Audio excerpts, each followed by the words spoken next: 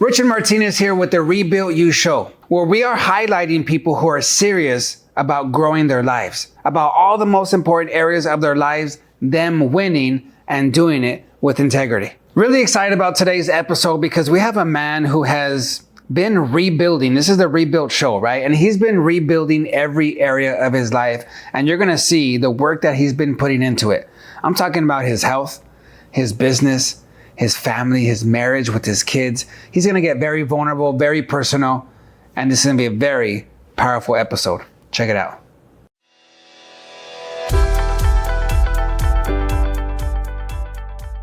Juan, so please introduce yourself real quick. My name is Juan Briceño. I am a 42-year-old male that owns a construction company. I'm a father, I'm a husband, and I'm a brother to my sisters and brothers. Oh, you have brothers and sisters? I have brothers and sisters. How many? I have 6 of them. Six total with me. total. Okay, Yeah. and where are you in the? I'm the oldest. Okay, well, I'm the oldest. Let's get into that then. So you're the oldest. Let's get into how it was in your home with your parents, growing up, so we can get some context. Because you're doing some awesome things here with business, with your family. So we're going to be highlighting that because, as you guys know, this whole Rebuilt, show here is about getting people like Juan, people who are doing big things, who have businesses, who have big goals. They're winning, but they're good people. They have good hearts. He's also a man of God. So I want to highlight these type of people. So that's what it's about. So let's get some context first. Sure. How was it growing up? So first off, thank you for having me here. It's been wonderful working with you, and I just wanted to share that. Nice. Thank you, man. So how was it growing up? It was a tough childhood. I grew up in Orange. I was born and raised in Orange. Okay. Till about 12 years old. Ah. I lived in a pretty crazy household. I'm going to share some stuff that's deep and What's crazy? What does crazy mean for you? Crazy means just, toxic. Okay. Toxic means hectic. It's just yelling, screaming. Okay. So it was that type of household. For the longest, my dad was abusive to my mom. Mm-hmm. So he would beat her most of the time. As we were kids, we were living. And you would see and watch this? Yeah, I would see and watch this.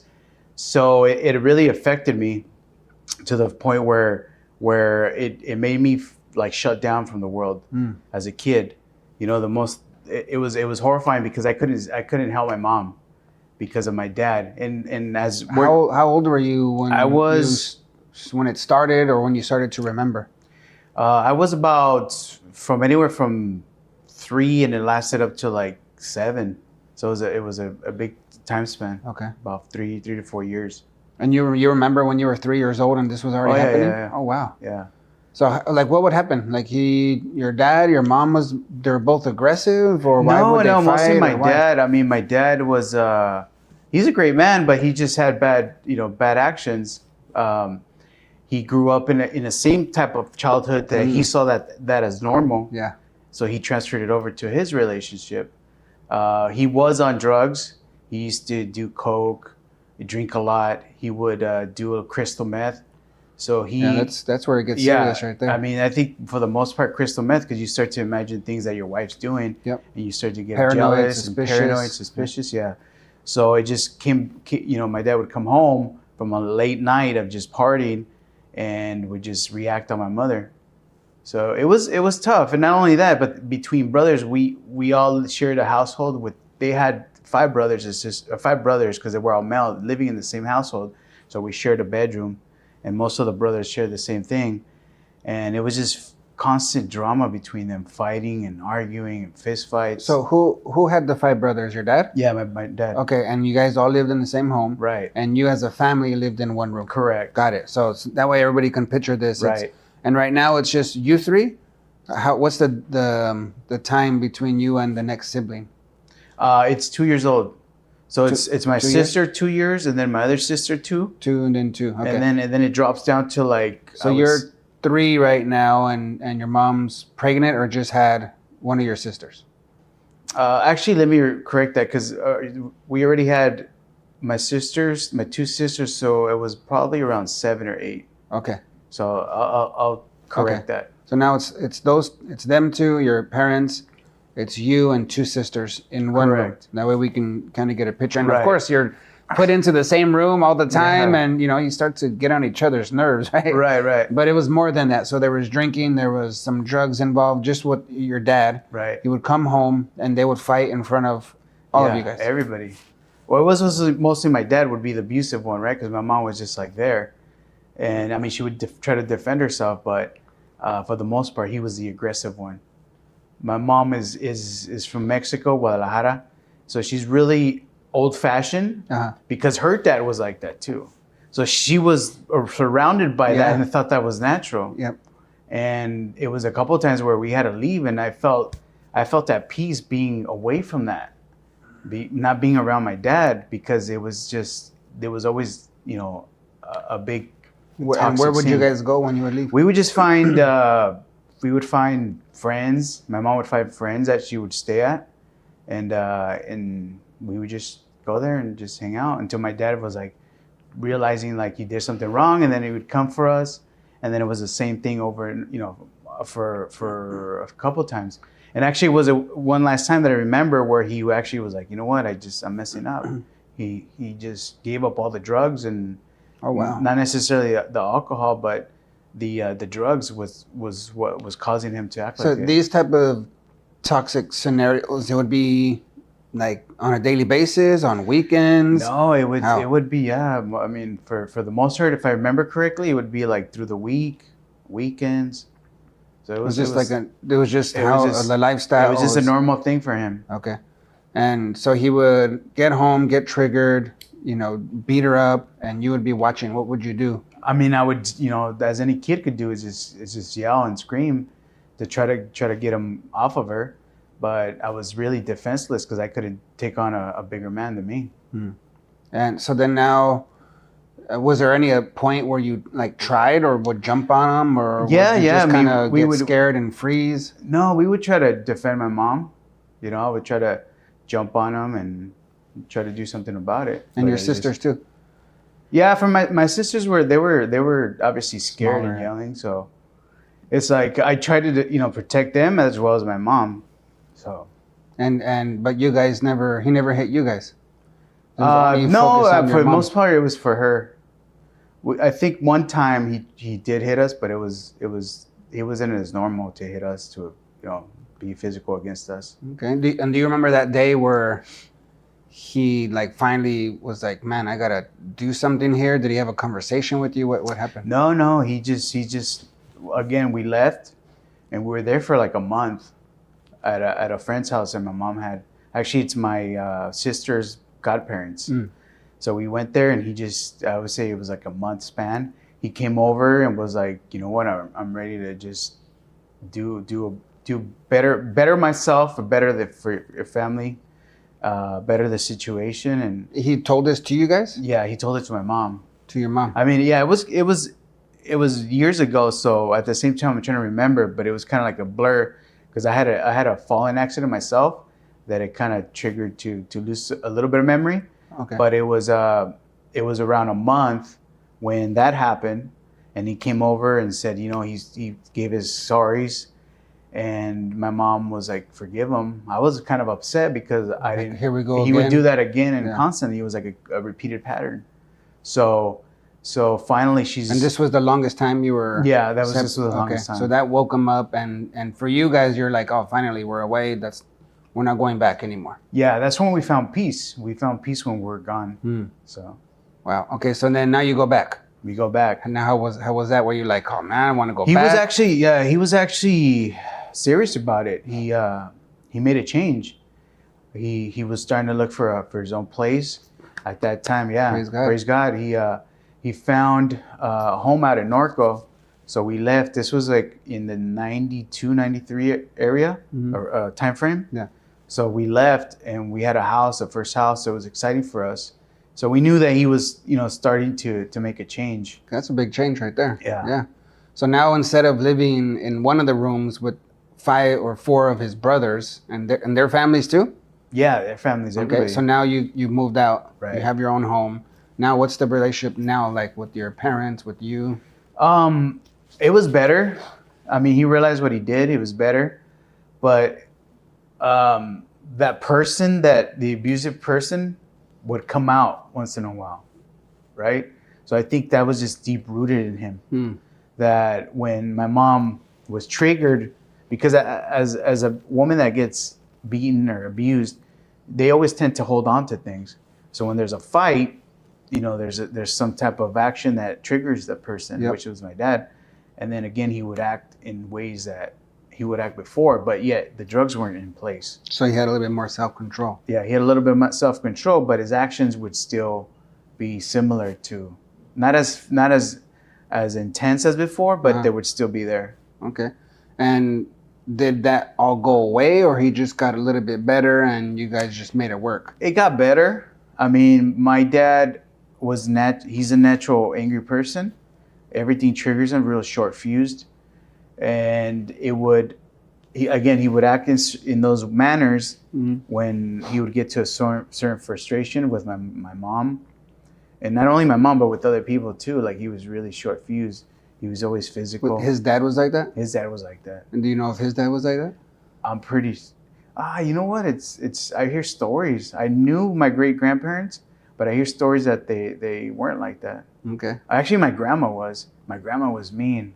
She Okay. was super mean. See, and I pull this out because, especially like with the audience, they hear stories like this and Right. relate, right? It's like, oh man, I grew up in a home like that, and it's good to learn from the patterns, because I have the same thing, right? My father was alcoholic, drug addict. His father, it's a generational curse. Generational curse, yeah. And for me, I started to become like my dad, even though I was like, I hate you, I don't want to be like you. But I kept focusing on what I didn't want to be like, and I ended up being like him. I want to see did you start to see some of that kind of rub off on you, even though you're like, I hate this, I finally had peace. Did you find yourself being programmed by that? Yeah, I did. I felt like I had the anger similar to him, but I would have the calmness of my mom. So I was struggling between the both traits that I got from my parents.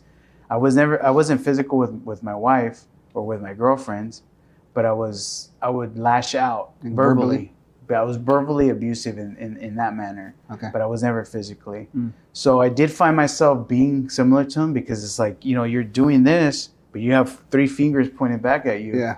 So it was one of those situations where I was not trying to be like him because I hated it so much, but I was in a way I was acting similar to him. Sure. Did you start to notice that, like to see like, man, this is a problem? Did it create problems, or is just something that you're like, I can see that I lash out, but I have control over it? It got to the point where I got a little bit out of control. You know, being in fights in school with other people. I would play sports, and I was really angry when somebody would do something, or I played soccer. Okay. So they would score. I would be physical against them. I would, on the next play, I would try to hurt them. I would try to hurt them. Give them an elbow or Yeah. kick them or something. And it would just cause physical fights too, because that's what I saw too. My dad played a lot of soccer, and it was just like fights all the time. Okay. So I thought that was normal, and I would lash out in that way. So it would just cause a lot of frustration and anger and fights in the field, to the point where I stopped playing because it was just getting. I ended up getting jumped one day, and they almost broke my nose between like a bunch of guys, because it got to the point where, you know. How old are you when that happened? This was about 14, 15. And you were just, because you were kind of egging them on and like agitating them, or No, they just. why did they come after you? It was just one of those things where, you know, now they were upset because we beat them, Okay. and they just started getting upset, and it just turned into a fight. And all towards you, not your teammates. Yeah, it was. I mean, that was one incident, but I had multiple. Okay. So the last one was with a bunch of adults. You know, we were the newer kids. We were all in our 20s now, but these were all, we would play older people, and it got to the point where I was near their fans, and their whole fans rushed me, and I was on the floor getting beat, and somehow I made it out, and I still fought back, but it was crazy, you know. And was that like a normal in your upbringing, like It was fighting? physical abuse and fights was normal, And even in school? even in school. Okay. But that's why I would lash out, because I had all this anger built up. So it was like, good. Yeah, get it was out like, now I somewhere. can get it out against somebody else. Your sisters, did they learn to be aggressive too, or Yeah, they did. They learned to Okay. be aggressive. see, this is Even amongst us, like we were growing up, we hated it, but we would get into fights and arguments, even fist fights. Mm. It was stupidity. If I look back, and I Sure. felt bad because it's like I should have been protecting them, which they're my sisters. Yeah. And this is something that's common in households, right? So and it's not to become victims or be like, oh, it's because my parents did it and I did it. That's not the reason, or even to put our parents down Right. and blame them or make them look bad. That's not the point either. It's to learn, like, yeah, this is what they learned. Mm-hmm. And they brought it in, and they're doing the best with what they have, knowledge. Correct. Right? They're applying what they learned, even though they didn't like it. They don't know. They don't have anything else to draw from. Mm-hmm. I don't have any other options or any other tools, so I'm gonna do what I know. Right? It's the abnormal becomes normal. Yep. And then now it's your level of training. So we're always gonna default to that. So then now you guys are doing the same thing, and this is where so many people get stuck in this. And the point is not to blame and complain or be a victim, but it's to make a change. Right. And so how has that been with you? Like, okay, you started to see it, Mm-hmm. and it was not healthy for you. Did it get you into other drama or trouble? You having that short fuse? Yeah, it did. It did get me in a lot of fights at parties. I would be involved with, like, at that time we had party crews. Yeah. So, and then I grew up in the neighborhood too. So that's when my dad shifted to Norco. I was transitioning to become because all my uncles were gang members, Okay.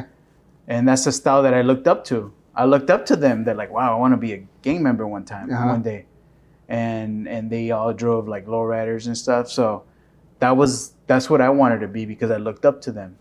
So when my dad made the transition, now I shifted my perspective. Like, no, this is not the right way to do. But I still dressed like it. Okay. I was still dressed. I was a new kid at a new school, so I felt like I was the outsider. So what at this point it was what, big pants and white shirt? And Yeah, some Cortez? baggy pants.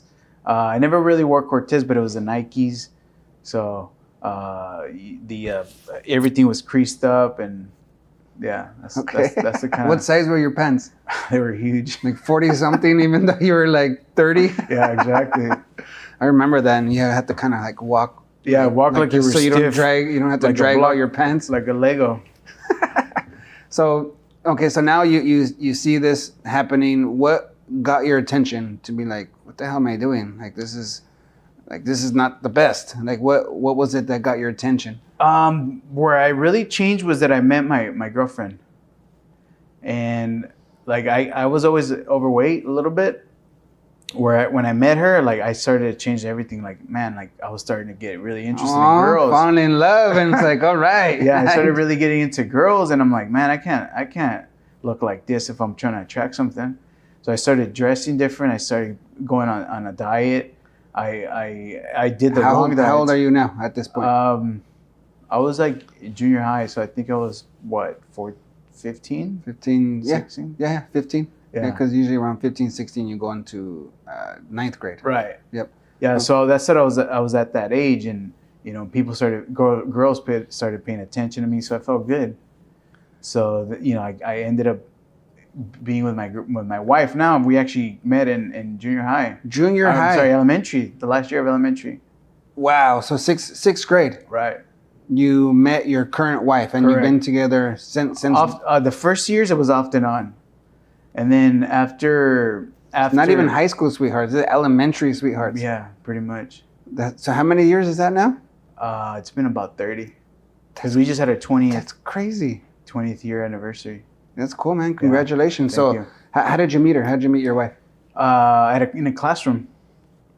I thought she was a cute girl, and I just started to get interested. You gave her like the ojitos or something. What was your move? You remember? I think I used her brother as a escape, like to hang out. To hang with out, him. Yeah. to put yourself around her more. Her brother was like 2 years younger, but we went to the same school, so I used him as an excuse. Yeah. Hey, what's up, man? So what are you doing later? Let's go to your house. Yeah, exactly.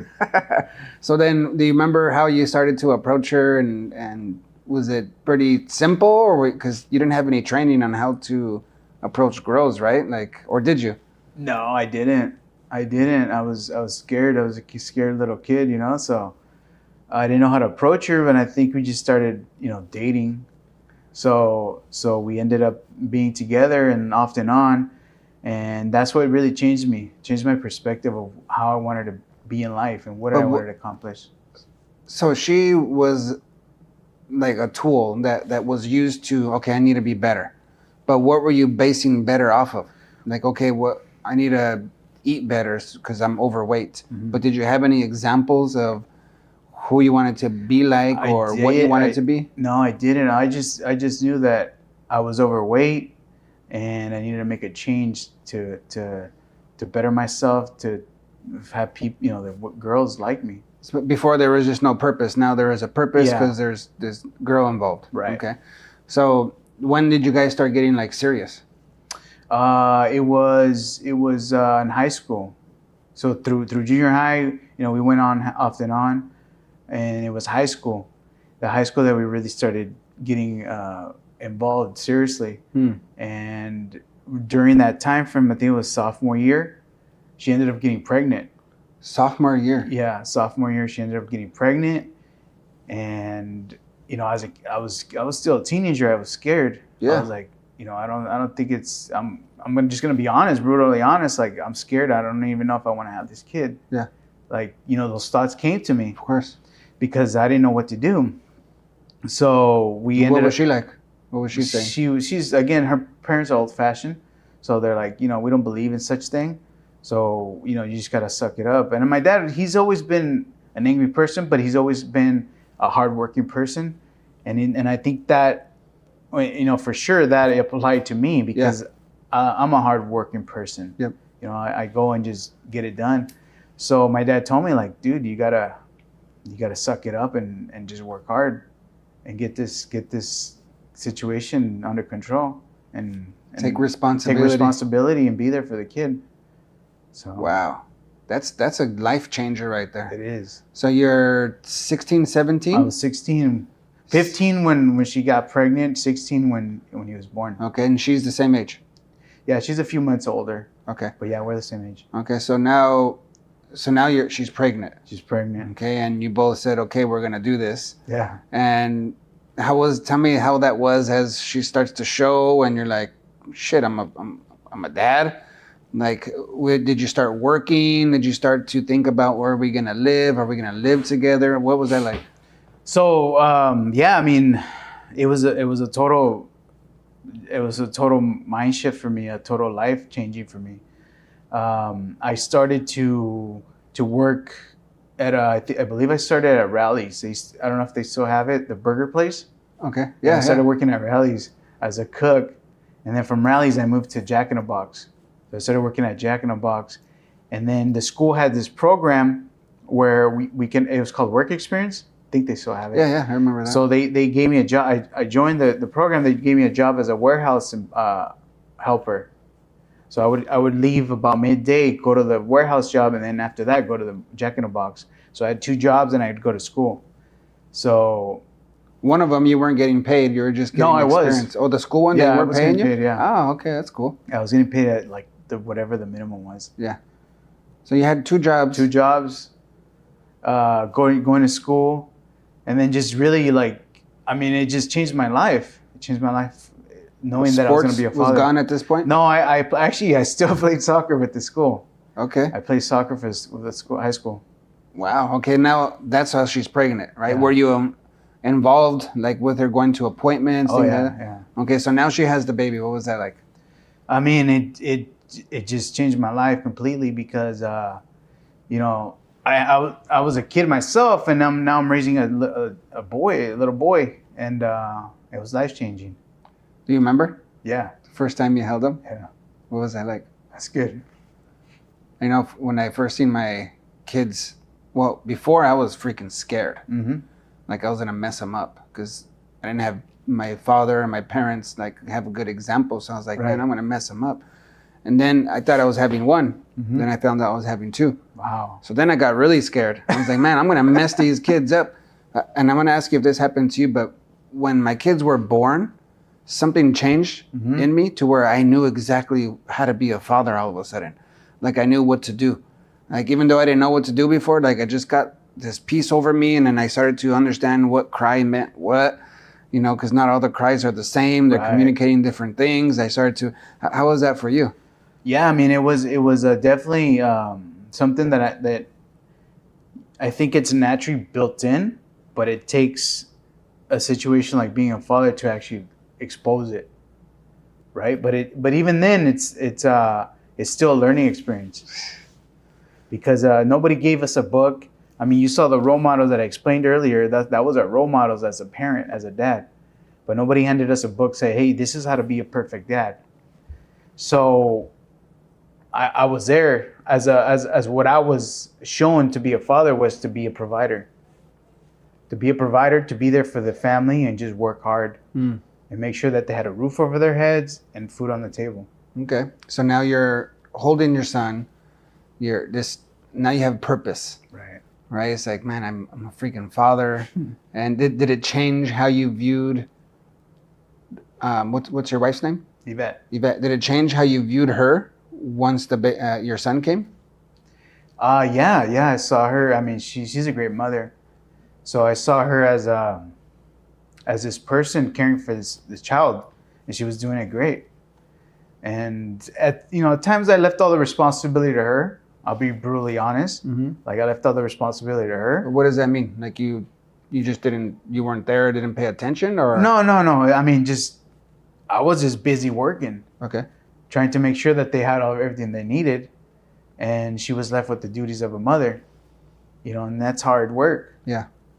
And so now where were you? Okay, now it's past. Say your son's 3-4 years old now. Right.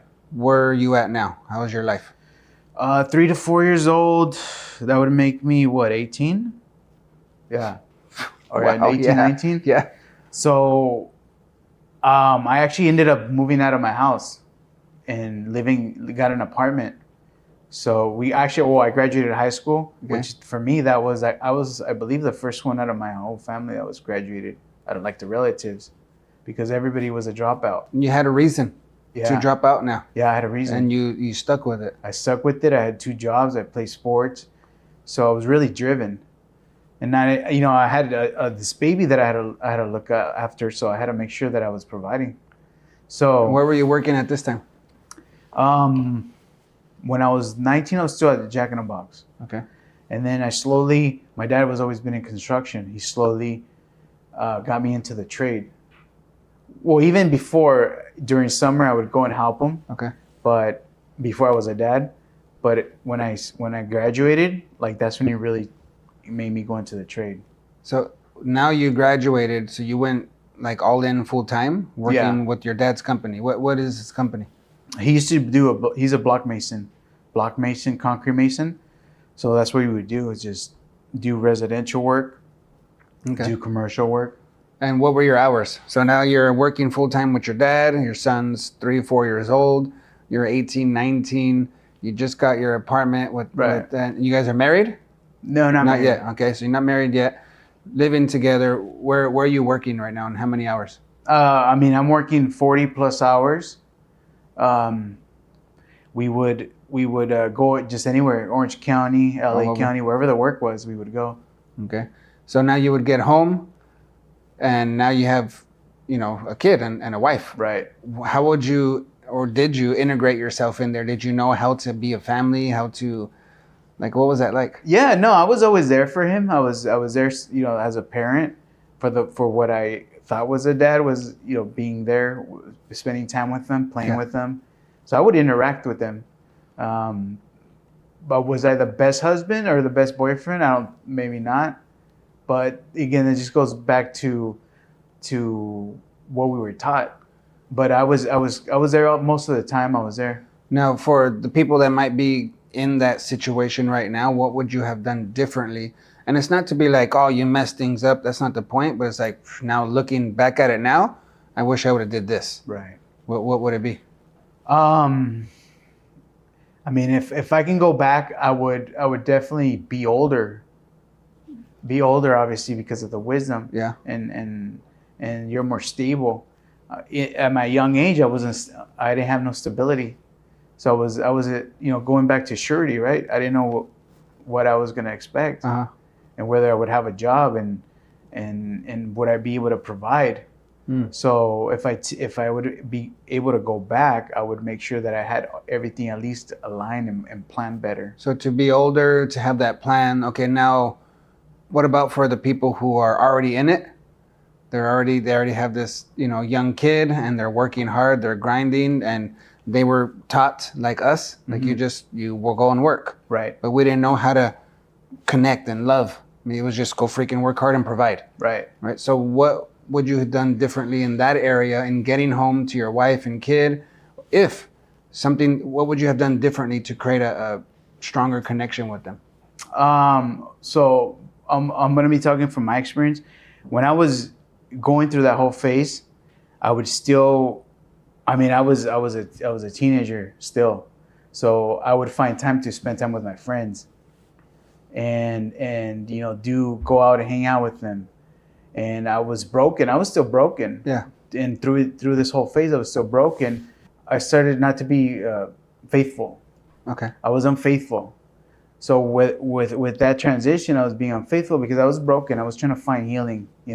Low key, I think I was trying to find healing for myself, and I got handed off this life that I wasn't expecting. So it was hard for me. As a man, it was hard because it's like, you want to do the best job, but sometimes you don't know how to cope with it. And then all your friends are young like you, and they're going out and partying and doing things, hearing stories. You're like, okay, can't do it all the time, but sometimes. Right. So I would sneak out and just, do my thing. But for anybody that's going through this situation, I would say be the best parent you can be, the best dad, the best person that your kids can look up to, because whatever you model, the kids is going to grow up and be similar to you. It's true. So now let's, when's the next big shift? Like, did you move somewhere?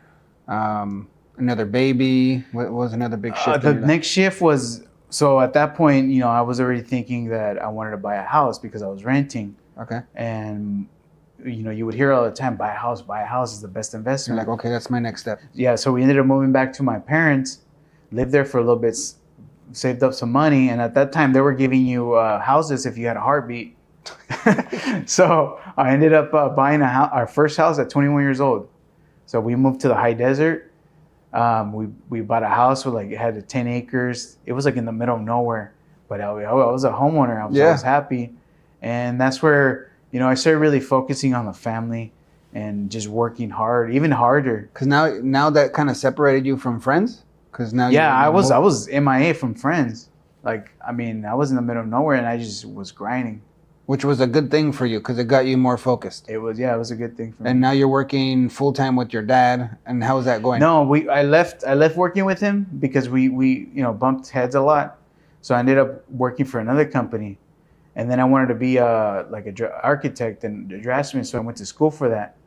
So I was going to school, and going to work at 4 a.m, getting off there, going to school, and just repeat and rinse and repeat for 6 months to a year, I believe it was. So I would do that. And did you finish that school? Yeah, I did finish that school. Okay. I finished that school and I did go to college too. I wanted to be a police officer, so I wanted to be on either side of the law, and I chose becoming an officer. Unfortunately, that didn't happen because God had other plans for me. Nice. I didn't know that part. Yeah. Okay, so you're working at this other company. It's the same type of company? Yeah, it's the same. It's a masonry company. Okay. And did you move up there? Were you? Yeah, as soon as somebody saw that my potential, because I'm surrounded by Hispanics, Mexicans. It's a Mexican driven industry. So I was the only, person that's bilingual and that's born here. So they saw me as an outsider. So they belittled me a lot. So one of the foremen that was actually also raised here, he saw potential and he said, "Hey, I got this position. Do you want it?" And I got slowly moved into the office. Wow. So, but you were with the other people that you're working with, they were putting you down. They didn't want. Yeah. They don't. There. As soon as you see somebody that can move up further than them, they start to hate on you. Okay. But you went into an office job. I went into an office job. So now you're not out doing the labor the same. No. Why did they put you in an office job? Because I knew how to draw. They were looking for a draftsman. Okay. Nice. Yeah. So what did that change in your life? It just saw that growth is where to go, right? Because if I learned a skill and I can apply it, there's going to be other opportunities out there for me.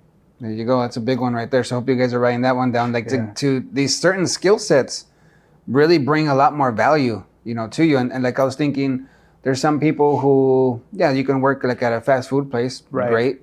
But what's your next level? How can you make yourself more valuable? Okay, you learn everything on the systems there. You become the manager. Okay, what's the next one? Right. Okay, you're gonna have multiple. Okay, now what's the next thing, right?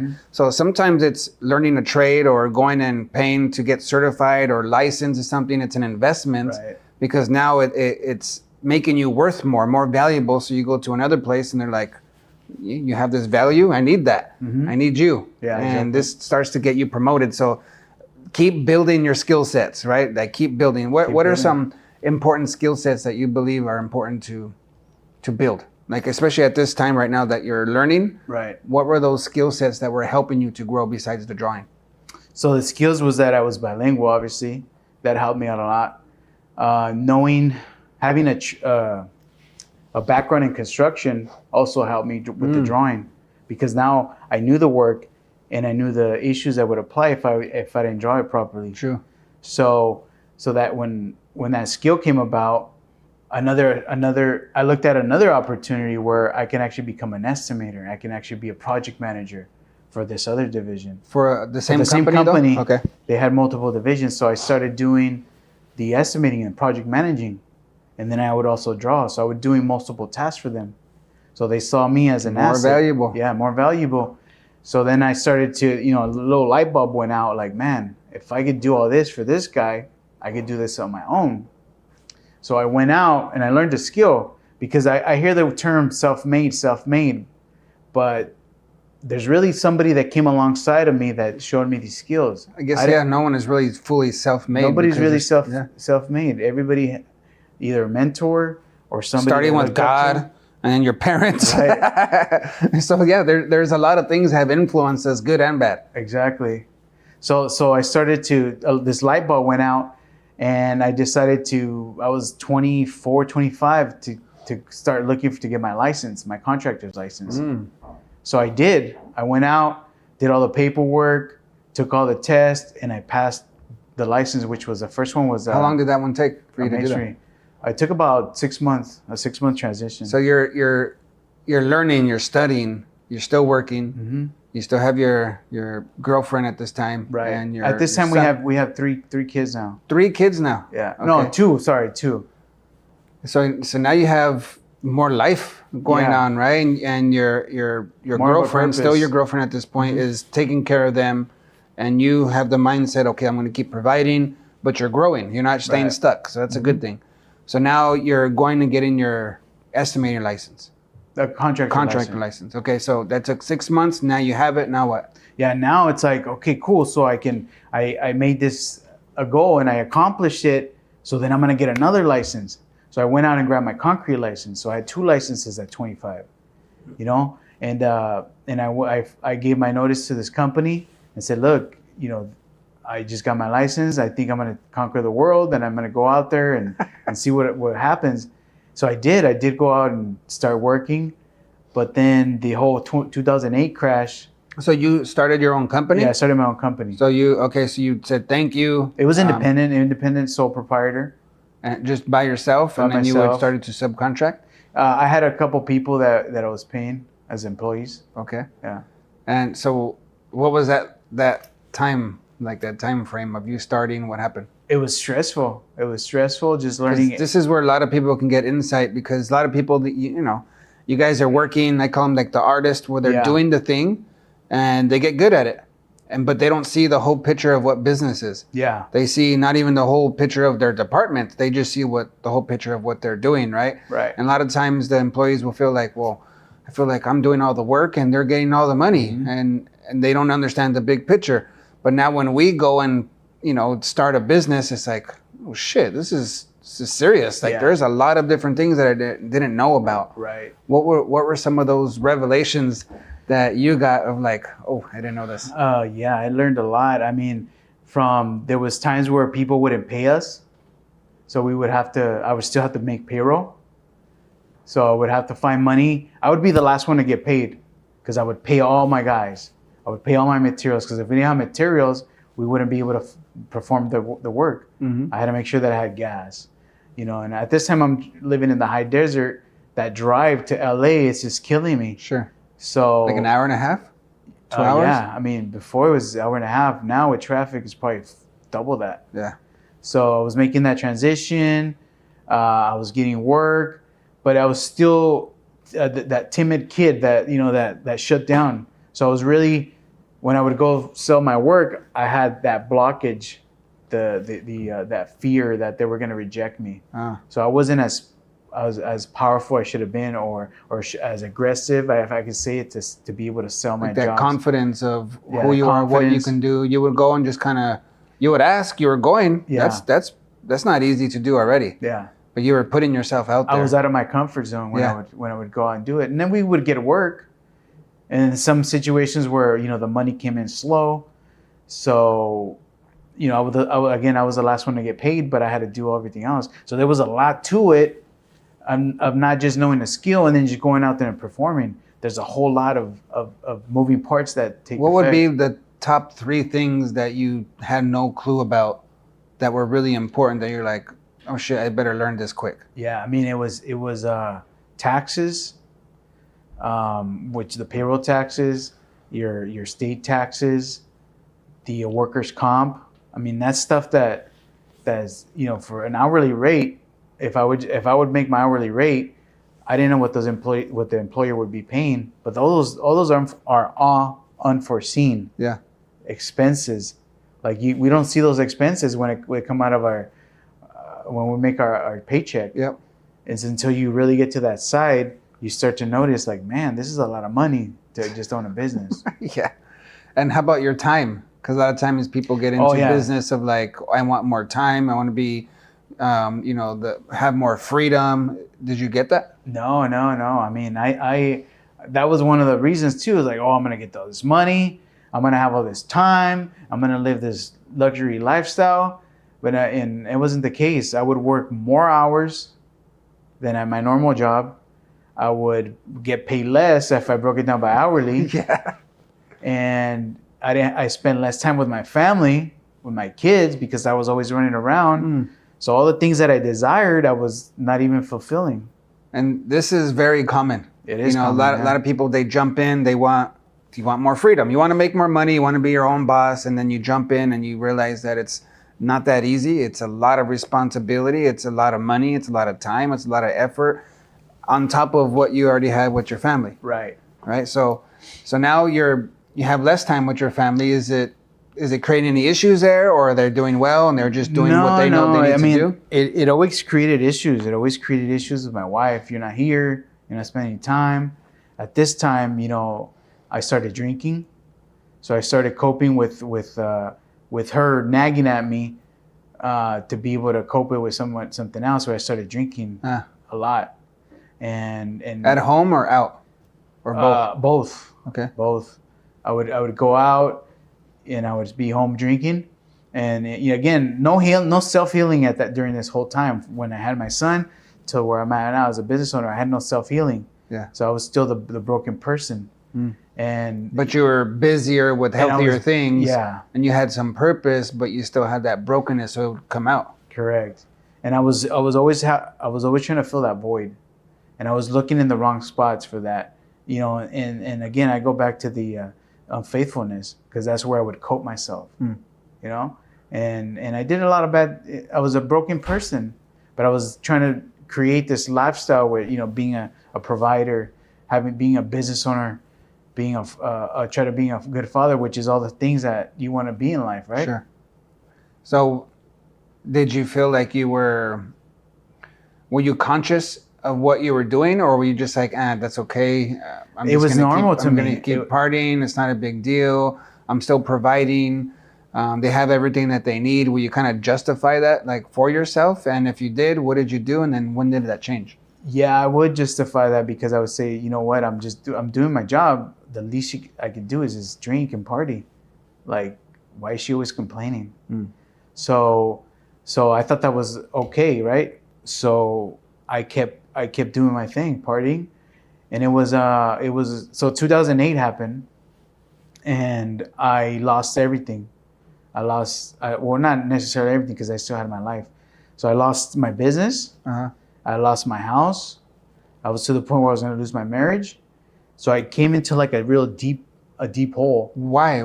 So because of the market? Because I used that as an excuse. Okay. I used it as an excuse, you. well, the market's like this. I guess I'm just gonna give up. I used the victim mentality. When realistically, I could have taken charge of my feelings, of myself, and really prospered because that was opportunities where people were going out of business that I could have went in and really did a great job. Got more market share yeah. because everybody else was leaving. Right. But that so because the work never ended. no, was that's still what there. that's what I was wondering. Like, why would that? Because that it didn't necessarily hit that industry as hard as other ones. It did, because it slowed down a lot as far as the real estate, the construction, but the commercial was still going on. Yeah. But I was immature. I was 25, and I never got exposed to what else could be out there, because I was just limited to what my dad taught me. Okay. So you didn't even know that commercial was an option. You were just focused on residential. I was focused on residential. I did know that commercial was available, but I knew you would have to have a lot of cash flow to go into it, Okay. because they had terms, net 30s, net 40s. All right. So now 2008, you just gave up. So what did that look like? And giving up in your business, with your employees, with yourself, your health, with your marriage. What did it look like to give up? I mean, I felt like I was worthless as a male. I felt into this depression to the point where I was thinking of committing suicide, because I would get my value being such a hard worker. I would get that value by that was my perspective of worthiness. Yeah. So I was really in a dark place. So my wife, being aside that I was still doing all this to her, she provided during that time. She went out and she was still working. She was working. Yeah, she was working, coming home and being a mom. So I was able to stay home with my girl. At this time I had... What's coming up in you right now? Emotions. Oh, for what though? Like what part is stirring you up? That great women exist, but sometimes we just have to listen, because it's not just nagging that they're trying to do, it's actually they're trying to send us a message.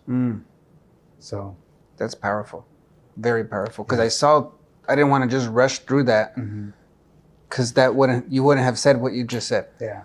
And that's super powerful. Yeah, they're trying to, God, they were put in our lives because of God. God took us out of the rib to make this, woman for us.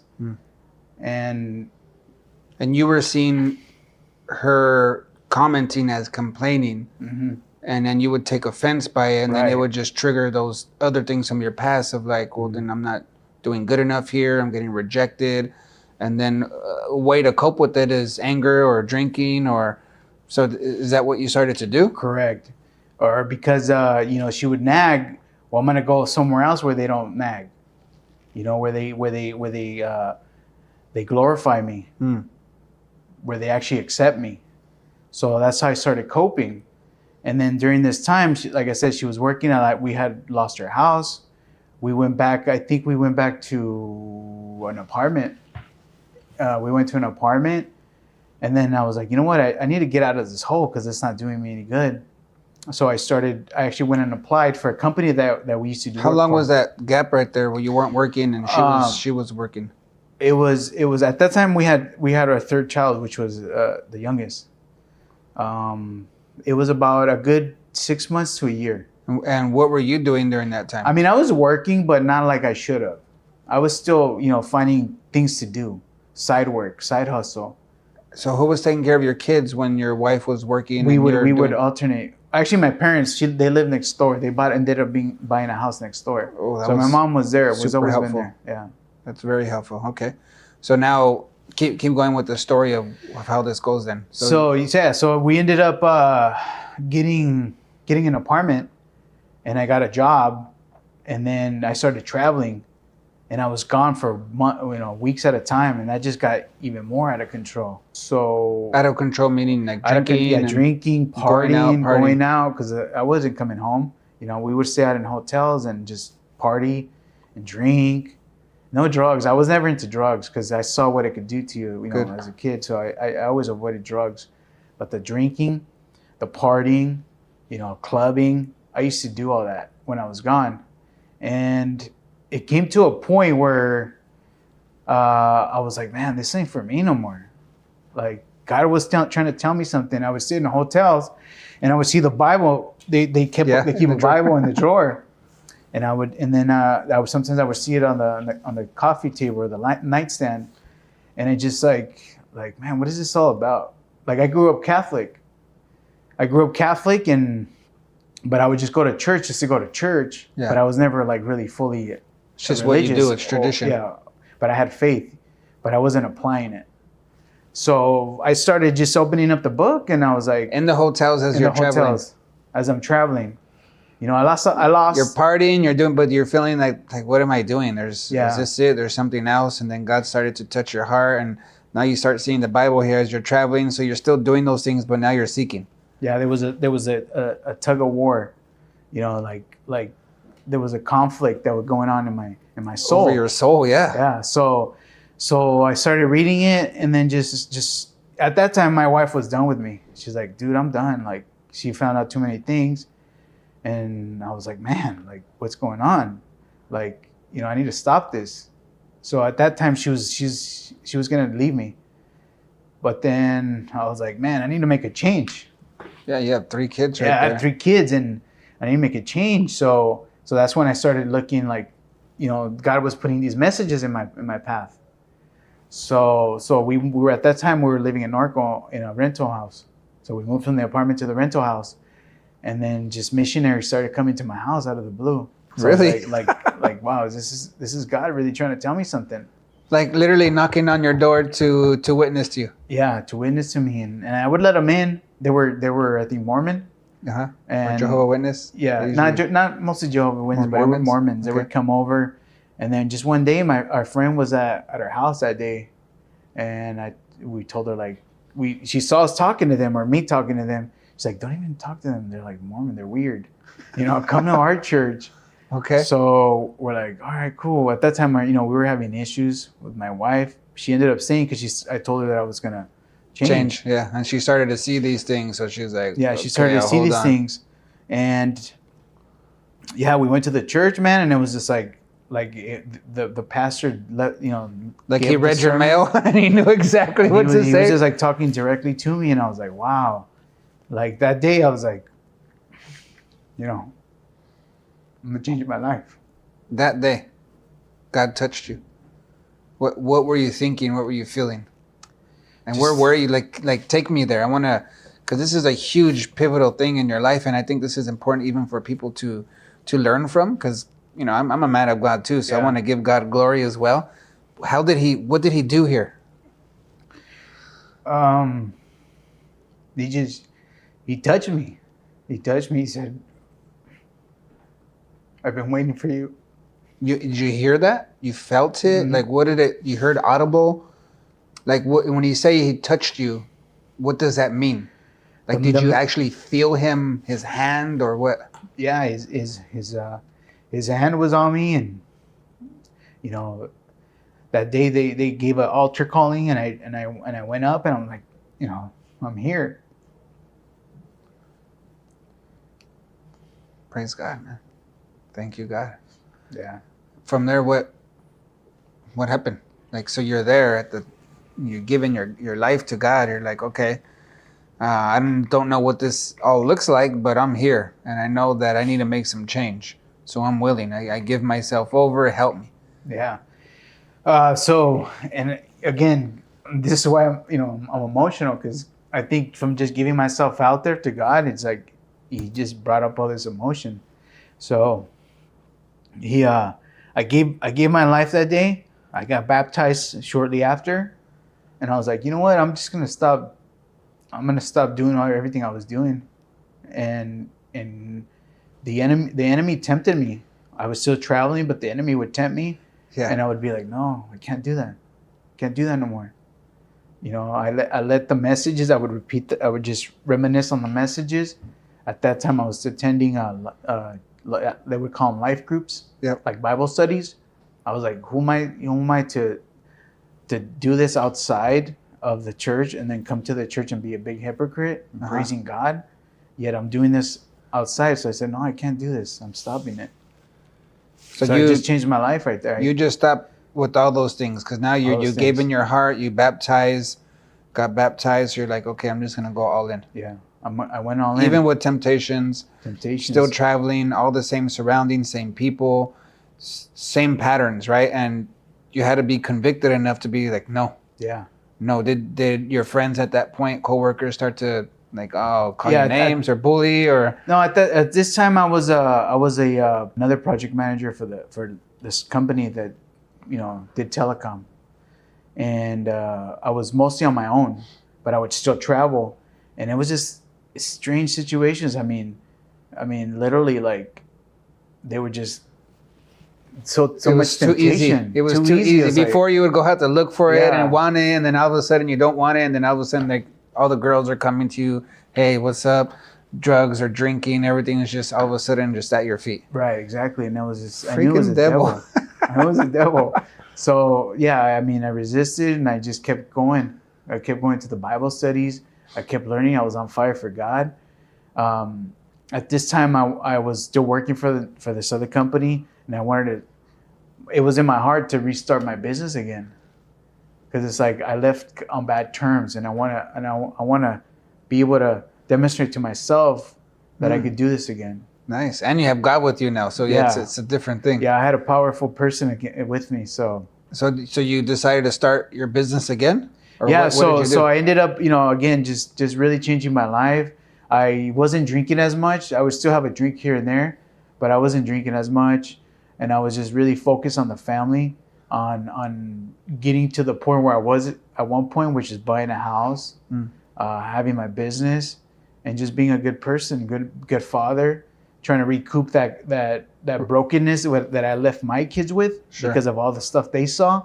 Yeah. You know, again, going back to my father, the same cycle that he had, I was now doing, but in a different way. Yep. And I was hurting them because I would be that model that they would look up to, that I was giving them bad examples. So now you're a Christian. Mm-hmm. Now you're deciding to go back and start your business again. Yeah, I was a newly Christian, but I had a deep desire to go out there again. Did you do it different? Yeah, very different. This time around, I learned from all my failures. I learned from my failures. I reapplied for my license, and because I held them in the past, they were transitioned to my new business with a new license number. So I was able to do that again. But it was so many things that I started applying even before we started, like getting all my federal numbers in place, all my taxes, everything, because that's one area that I failed at the previous. And then not doing any favors for people because they used my license and they put me in a bad situation. So I was like, none of that no more. So I went out, I talked to my boss. I said, look, because I started working. I was working full time, long hours, traveling. I would still do side work. So I always had that hustler mentality and hard working. So I would still go out on the weekends, you know, work. This time my wife wasn't complaining as much because she knew that I was actually trying to do something for a purpose, not because of just trying to get away from How did she know that? Because I was different. She just saw a different person. I killed that old person that was there before. Interesting, because this is a cool insight. I think that we can pull something here from, because you didn't outwardly, like as far as actions or time spent with them, that didn't change, right? Like, and that's what she was complaining about before. Right. But now she's not complaining. Why? Because she sees where your heart is. There is a purpose to it now. So now it's painful. She doesn't like it, but it's pain with purpose, because she knows, one, I can trust him. He's good. God is on him. Our life is, better already with that. She had more peace in her heart. Right. And so now she's not on you. She's not complaining to the point where she's supporting. Right. But circumstances didn't change. The trust wasn't there fully, Okay. but she knew that I was going the right path. She knew, like you said, my heart. And she saw that now I had a purpose of putting them in a better situation where I had put them, out of my failures. So she knew that if she stuck by me and she would support me, that I could be a better person, even bigger than where I was trying to be at that time. Wow.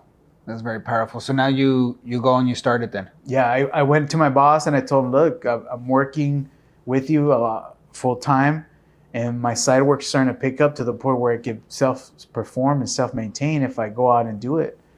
He goes, you know what? I always saw it in you. So, you have my blessing. So I went out and started this business from scratch. It's been, I got my license in 2014. I started really getting into the business in 2017. It's been, what, 7? I'm kind of... Wow. So since 2017, you went all in. 2017 to 2000, so 7 years. Yeah. All in. All in. Your own. And now what are some things that you've been learning and building your business?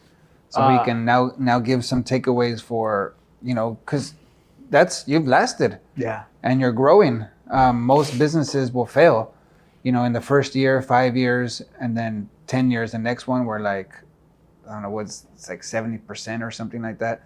But it's a lot. It's a lot, yeah. And you've been maintaining, not just maintaining, but you're growing. So what was that like when you started your new business? Okay, you got your taxes down. You didn't let anybody use your license. What are some other things that you did to create a strong foundation? So my personal growth.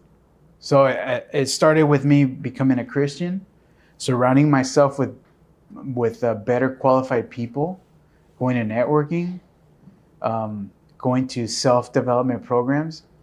So I really wanted to develop and change my whole paradigm of what I used to perform like. I wanted to change that because I wanted to be a successful business owner, but not only a business owner, but successful in my family. Yes. In my relationships. Nice. And just all around successful. And money is successful, but I think the relationships is a big part of it. Good. Now, how did you start to market your business? Well, I went out and actually I went the basics. I went door knocking. I would door knock. And by this time, I had more self-confidence. You're in the residential? Yeah, I was still in the residential. Okay. I would door knock. That's where I started again. I would door knock. I would get word of mouth. I would make sure that I would perform well so I can get more word of mouth. Do you remember what you would say when you go to the homes? Hey, are you looking to... I would just say, hey, I'm here in the neighborhood just doing some free estimates to be able to provide for your backyard needs, for any type of home improvements. Okay. Yeah. And when you went, did you find that there's better times to go or better things to say that would get yeses or at least get you in the home so you can give an estimate? Yeah, normally in the evening times when people would be home, that's when it would be the best time. Okay. I did hit new communities where there were, because I believe there they would have a certain time frame to build out something in the backyard because they don't want just dirt. So that was my starting point to go after new developments. Okay, yeah, because they need something already. They need to improve the and property. They want it done right because it's a new place and they want to go into it where it's all done. And, correct. Okay, and that's where you started to go and fish for leads. That's where I started, and then one thing led to another. Somebody recommended me, so I started developing this where now I needed help. Because before it was just, myself, my dad. I got my dad back involved. So now your dad's working with you. Yeah, now my dad was working with me. My son, he graduated high school, so I brought him into the trade and just started showing him a little bit. So at this time, but then I needed more demand, so I started hiring more people. What was the first person you hired outside of family? It was one of my old helpers in the other company. And for what? To do what? As a helper, as a pretty much like a lead position. Okay. What was the next? Tell me, how did you start scaling? So I started scaling. So I was in the residential, and I started hiring block installers, masons, and then concrete masons, and then it went As employees. as employees, and then my dad knew people that they would bring in that needed work, so I would bring them in as recommended people, and then we just started working like that. So then in just before COVID, I wanted to make a transition. I wanted to take on a new risk, which I wanted to go to the commercial side. So in my background, I grew up in the telecommunication world with these companies back in like 2000. I was also working for these companies where I would perform some work, which telecommunication is like your carriers, T-Mobile, Verizon. So I really had interest in that. Okay. So I went after that and I slowly started working my way up. So I wanted to go and do it myself. I didn't want to stay in the residential side. So I went out and started doing this work for the telecommunication side.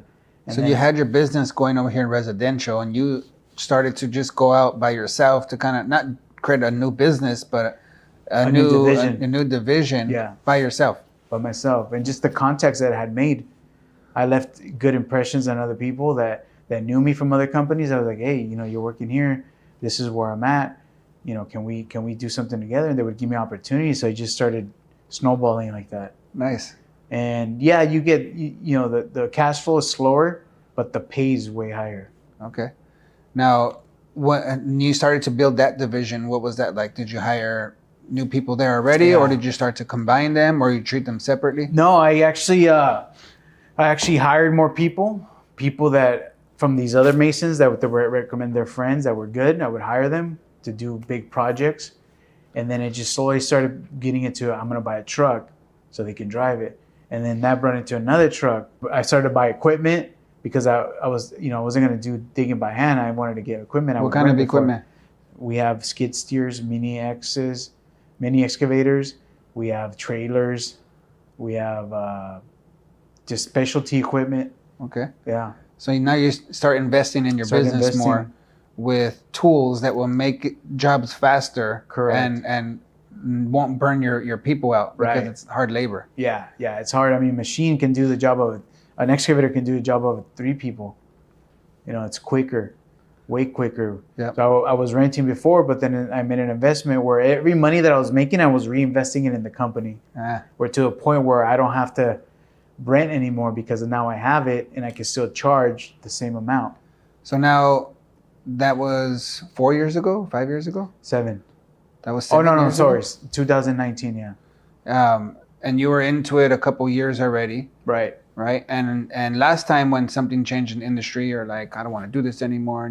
But this time you're like, I'm leaning in and I'm Yeah. going to go expand. And you went in over here. So how many people you have on staff now? Right now I have 14 people.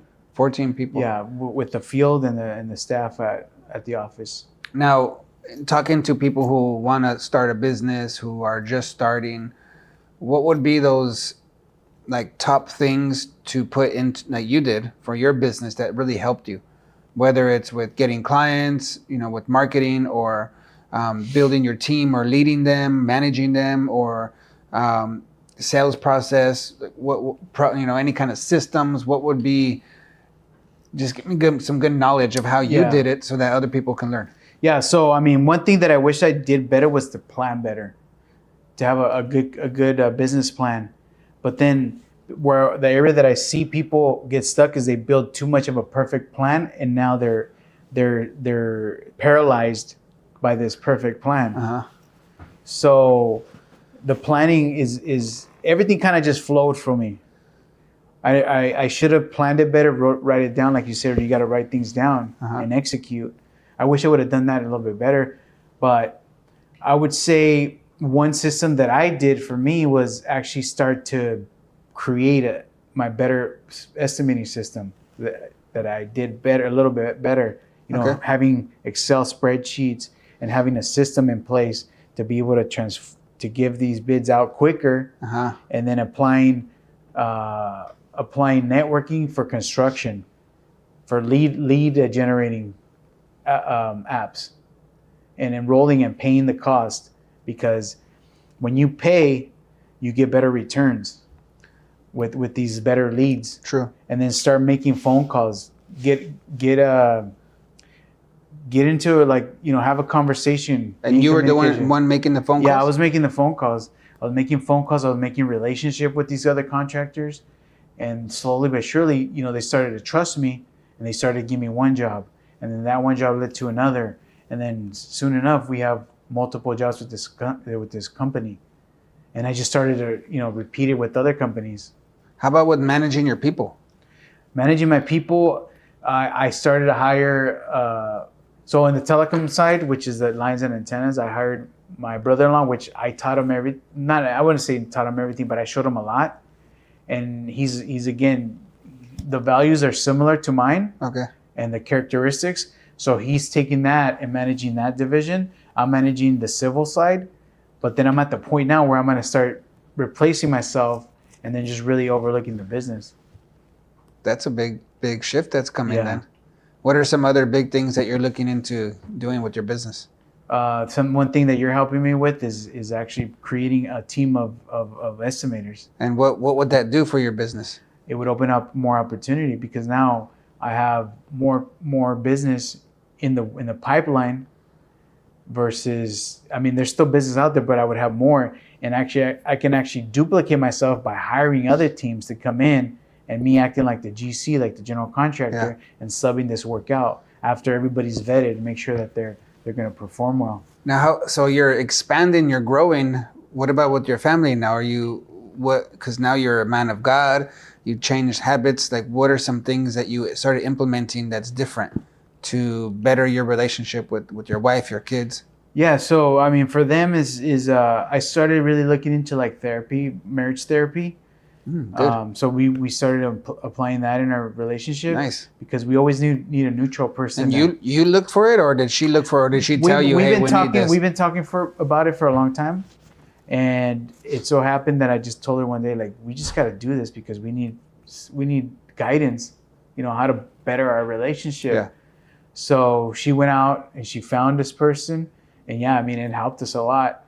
And because marriage is tough, even though if you're Christian or you're not, it's a tough situation. You're somebody that you're going to deal with for the rest of your life that has different mindset and different, it comes from a whole different personality, a whole different culture. And, you know, in some instances, different culture. Mine was the same culture, but, you know, it's just different beliefs. So you're trying to live with this person and a little bit of help sometimes is good. That's awesome. That's a big. And how about with your kids? With the kids, I mean, my girls are I try to be there for the most part. I try to set aside some time with date nights with them. My son is, you know, he works for me. There's always a little bit of, just like me and my dad, we always bumped heads. I think there's a little bit of friction there, but for the most part, I try to be there for him. I try to give him the tools that he needs to be able to be successful. And it's around this time that I've, you know, it's been like a year, right, since I've met you and known you, and now you're continuing to grow in every area. Yeah. And I'm thankful to be, you know, even a part of all that. What are some things that I have been able to help you with, like in the process of us working together? What are some things that you've been taking? I mean, working with you has been amazing, honestly. Like I told you in the beginning, that just working with you expose those areas that are deep rooted. That sometimes I don't see it is until you start talking to me and pulling them out of me and you write them on the board. It's like I get to see them because I'm a visual person. Just like, you know, I'm a builder, right? So I look at plans and I can build it. Never thought about that. Yeah. So that's how I was created and programmed to be a visual person. And by you writing stuff on the board, it gives me a perspective of the areas that I need to improve. So that helps me a lot. I mean, we've done a few sessions that are just being like those aha moments. Yeah. And I really take, you know, you send me your notes. I looked through them. I read your books. I mean, there's some powerful stuff in there, especially in this book here. So I you know, being involved with you, working with you has improved me in my mindset. And yeah, it's awesome, man. So what are the next steps now? What's your next big moves? Next 6 months to a year? Like where do you see yourself going in business? Also your health. You've been making some big Yeah. changes in your health that I want you to share as well, and then also with your family. Yeah. In those 3 areas, where's your next moves in those 3 areas for the next 6 months, 12 months? So yeah, I mean, you said my health. When I met you, I think I was at 205. I weigh 178 right now, and I really I want to transform myself because, like I said earlier, when I wasn't a Christian, I killed that old self, right? And the Bible talks about die to yourself, and that's what I'm doing. I killed that old person when you met me a year ago. Yeah. Because I didn't want to be like that person. I still saw that there was growth of room for improvement. And I looked in the mirror one day and just, again, being surrounded by people like you, high performers, people in seminars that talk and then just speak out, and then just the way they look like the $1 million. You know, and I look like, and I told this to a friend, I look like my mom dressed me, you know? So I really wanted to look like I was $1 million. I wanted to physically feel like $1 million, you know? I want to dress different. I want to show, when I walk in a room, I want people to be like, oh man, who's that? You know, so I just don't want to look good with my clothes on, but I want to be able to take off my clothes and be comfortable. Yeah. You know? And your wife to be like, damn, are you working out or what? Yeah. So that's where I want to be. And then just feel physically good. I was pre-diabetic. So diabetes runs in my family a lot. Oh man. And all my family has diabetes. I didn't know this either. Yeah. That's serious. So I started really feeling sluggish to the point where getting out of bed was really tiring. Was like I felt so sluggish and like I didn't want to get up. And in our line of work, we have to be up early, and then do it again, and then do it again. Yep. You know, Monday through Friday, sometimes Saturdays. So I wasn't feeling myself. I wasn't feeling good. I was dealing with my foot problems. My heel was hurting. Felt like I was stepping on a bruise all day because my arch was just overweight. I mean, I was carrying so much weight. And I just decided, based on those seminars, those people, those messages that God was telling me, you know, do something about your health. So I made a change. I made a commitment last year in December where I was like, you know what? Good job. I need to make a change, and I ain't going back. Yeah, I see you. I see you very committed, and you know, I see the change. Yeah. You see the results of it. So Yeah, good job. I try to do the hardest part is go to the gym from like 3:30 to 4, 6 times a week. I try to do that, or actually Saturdays I go in a little later, but Monday through Friday I try to be there by 3:30, and it changed me, even how I deal with stress. You know, now it's like I don't deal with stress the way I used to, because now I conquered the most hardest thing in the morning, and I got my physical in, my exercise, and now I could be in alignment, and then I read my Bible too. In the morning? Yeah, in the morning. See, I've noticed that a lot of people that I interview, the ones that are winning and doing the best, have some kind of morning routine. Yeah, the routines. I fell off last week because I was super busy with work. I was shorthanded with it. Did you feel the difference in I you? felt the difference. I didn't feel myself. I felt like I was off. You know, I was dealing with stress a little bit different, a little bit more tighter. So because now I'm used to this routine. If I'm not in the routine, I don't feel myself, which I like, because I exercise, I read my Bible, I read a book. Yeah. I work on myself a little bit, because before I used to fully give myself to the company, to the business, and I wouldn't give myself anything. I would give myself leftovers, even That's my big. family leftovers. Yeah. So by me working on myself, I have the energy to perform at the job, and then still be able to perform with the energy to go on date nights with my wife. That's huge, man. Good job. Now, what is your next moves for business for the next? The next moves, like I said, is just be able to grow with having the right people in place. Oh yeah, with bringing somebody else to replace you. Yeah, replace me, and be able to not only self-perform that much, but actually sub-workout to other people. Because I've noticed something in contractors, that when they start to do that, they could possibly double their revenue, because now they basically have another mini company working for them and doing the same thing, where they can actually take on more work. Nice. So looking to do that. How about with your family? With my family, is just having better relationships, having communication. That's one area that I currently still struggle with, communication, because I'm naturally introverted, so I keep a lot of stuff in here. Yeah. So it's hard for me to, say it out loud. But working with you, you've slowly helped me to try to transition to apply these communication techniques with my wife, with my kids, to be able to express myself a little bit more, and still be able to have a good relationship with them. Because again, that's what it's about, relationships. Good job, man. Proud of you. Thank you. And as you can see, this is the type of people I want to highlight, because as you can see, he's not perfect and he's being vulnerable and sharing, but you can see his heart. You can see his heart. Like, he has a good heart. He has good intentions. And that's what I want to highlight, because that is us, right? We're good people, but we don't do it perfect.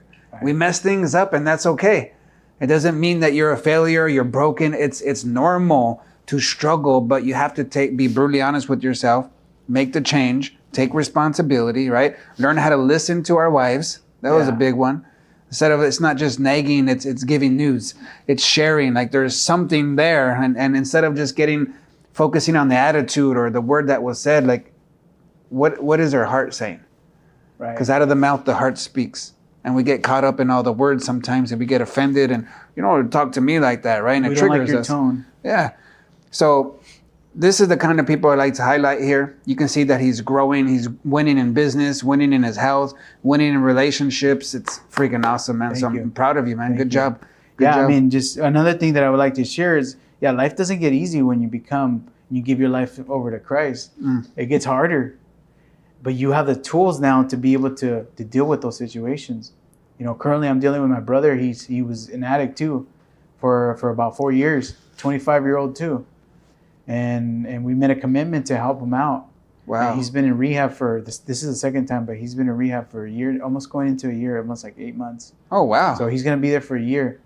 And unfortunately, we had to take him out of the country because separate him from everything. Yeah. I mean, we live in the greatest country in the world, but at the same time, our rehab is not the greatest. Yeah. So and he had the same upbringing as me, but he took it in a whole different direction. Sure. Now he coped with drugs when I cope with hard, working hard.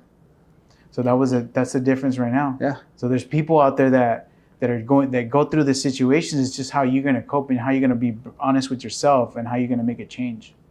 Amen, man. Good job. Bless you. Bless all that you're doing. God is with you and for you, and you know that. Yeah. And that's why you keep winning.